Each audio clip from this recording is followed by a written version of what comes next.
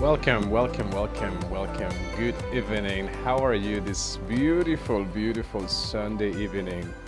I trust you're doing fantastic and I trust you've had a fantastic weekend full of excitement, full of joy, full of entertainment, family, love, grace, health, and all the fun stuff, all the good stuff, right? I really hope you had a terrific, terrific weekend. For us, it was an amazing weekend as well.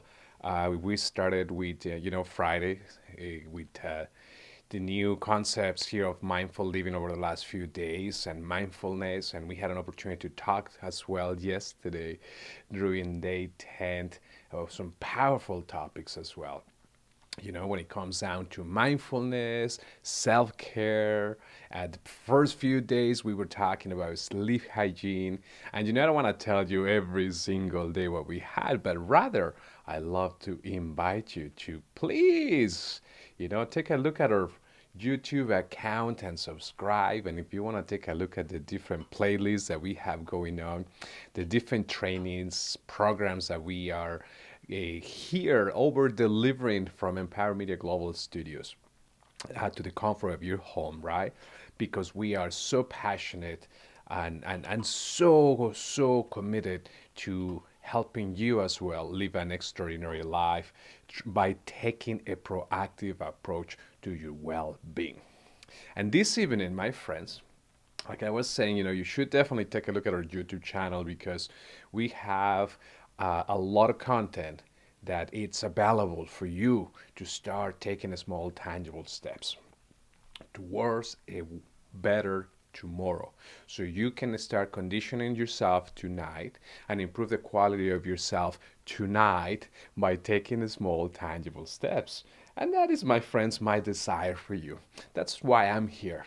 During this 23-day gratitude journey, for me to be able to give you a gift of awareness, a gift of knowledge, a gift of information, a gift of possibilities.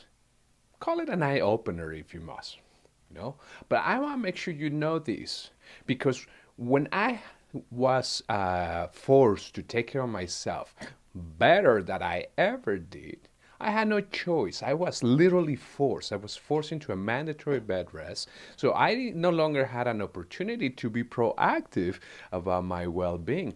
Now, at that point, it was a reaction of me struggling with an overstimulation of my brain, with massive sleep issues, emotional irregularities, and a lot of different cognitive symptoms as well, right?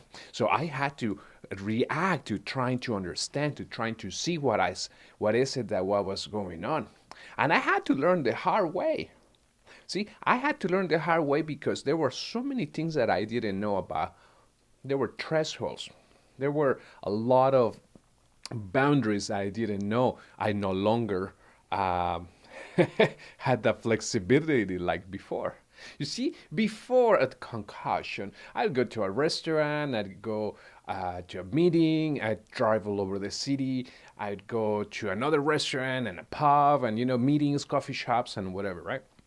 But you see, what happened is when I got injured with the concussion back 5 years ago, and I went through that learning stages, I had to learn and identify those thresholds, things that were no longer helping me feel good.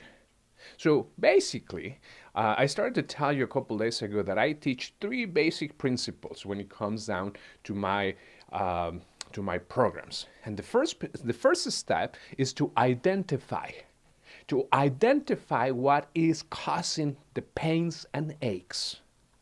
Identify what is making you feel uncomfortable.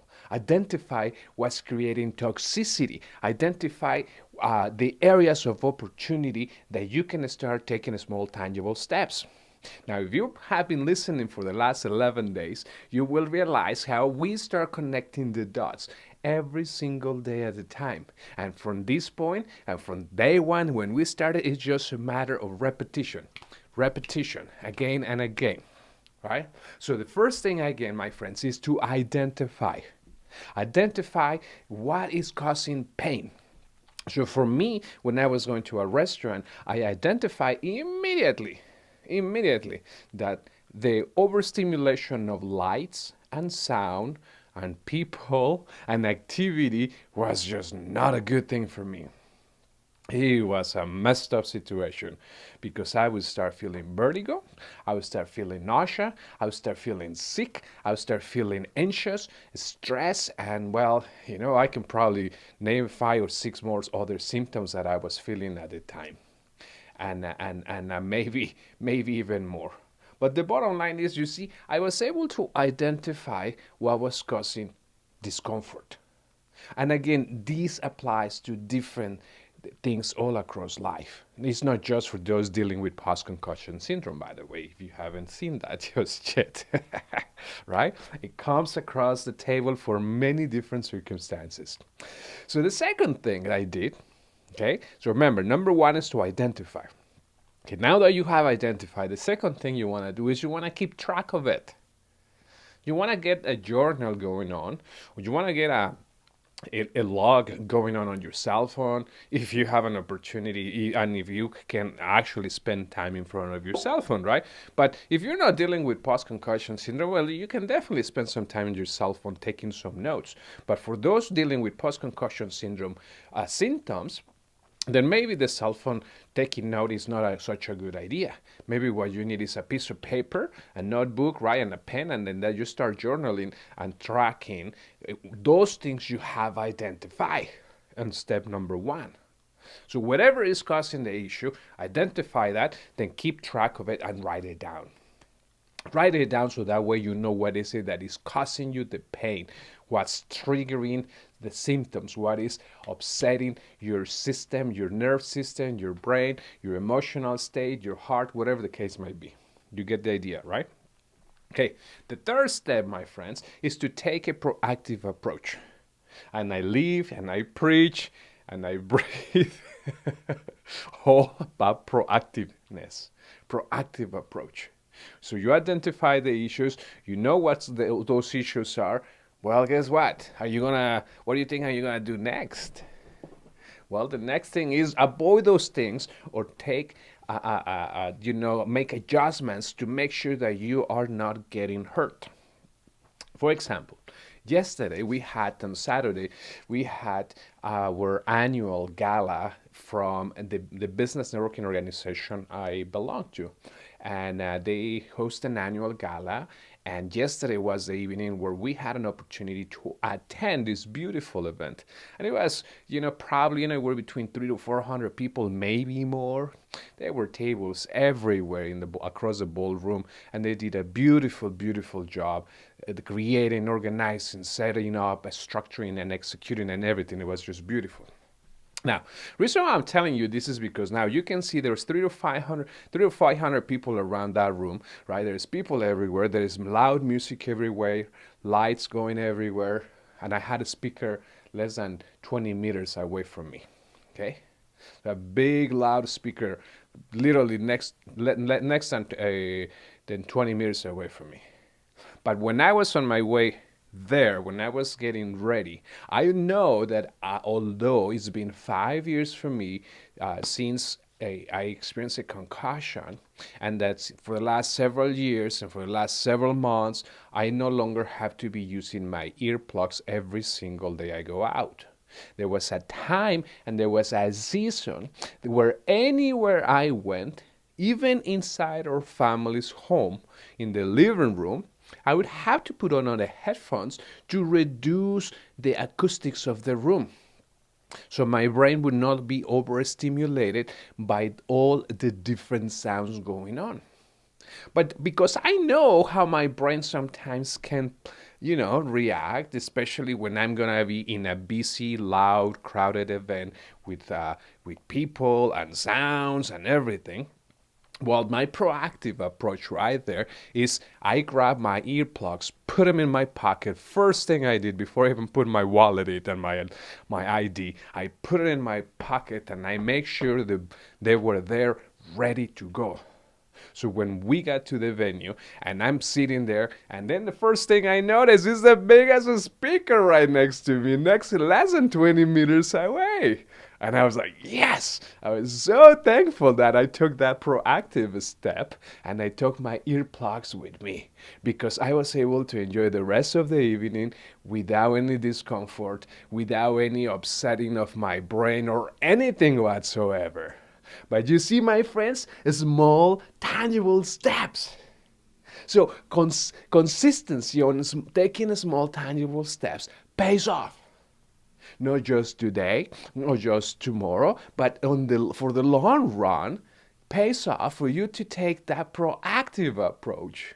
So when you are able to identify what the issues are, if you don't already know those symptoms, right, and you are keeping track of them, whether it's mentally, which I recommend don't do it mentally, because it's better to actually have a journal, so you can look back and you can reference to where you came from. So you can see the recovery process and you say, I was here, now I'm here. And with that, like for example, I'm just going to quickly show you something super quick. This is a case study of myself. These are actual neurodynamic matrix report talking about the neurohumoral regulations. The column on the right was dated on 2017, where I had a 38% performance of my neurohumoral regulations. It was all over the place, as you can see. But after a odd year of consistent proactive care, after a concussion, you see, the concussion happened in November of 2018. And the column here on the left is dated for October 2nd, 2019. I now have a 100% neurohumoral regulation. Mic drop right there. Mic drop. So you see, I am a walking billboard. I'm a walking testament of what is possible. And I know I'm not alone. I know there are a lot of people out there taking extraordinary steps. I know there are a lot of people out there taking a proactive approach. I know there are a lot of people in our community, both on Facebook and on YouTube, and in our business community, in our spiritual community, and non-profit community. We know so many people doing amazing job, because they're taking small, tangible steps. And the compounding effect pays off at the end. Again, I'm a walking billboard.